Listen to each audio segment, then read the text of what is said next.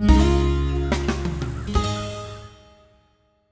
everybody, it's Brad with the Big Family Homestead, and today I gotta tell you, I have got a bee in my bonnet.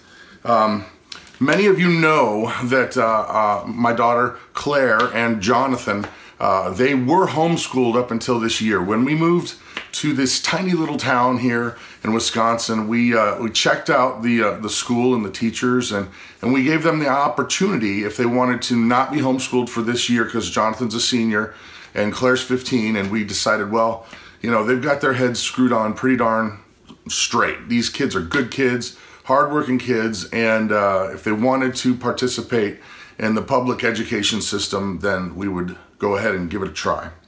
Well, it's been smooth sailing until today, and I have got something to share with you that I just can't even believe.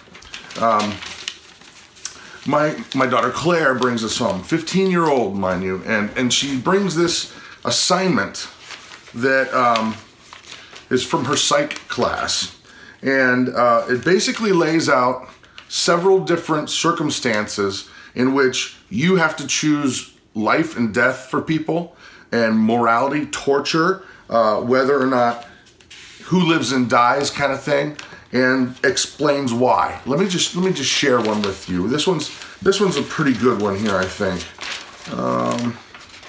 Okay, this one's called The Tortured Child. And there's a bunch of them, mind you. There's a bunch here. This one's called The Tortured Child. Imagine that a powerful alien were to visit Earth with the ability to eradicate war, famine, and suffering. The alien says that he will do this, and in turn, the world will be in a utopia where humans will be happy and peaceful forevermore. But only if a price is paid. He demands a small child to be given to him so he can perform hideous scientific experiments on it, causing the child unimaginable pain. Here's the question. Should you hand over the child? And secondly, what if the alien demands that you must inflict the torture on the child yourself? Are you flipping kidding me? And it goes on and on and on and on. The hijacked plane. Basically in that one, the hijackers take over the plane. They're in the cockpit locked in. You can either just go with them where they're gonna go, or you can somehow gas the cockpit, and then everybody dies. What the heck kind of nonsense is this? And goes on and on and on.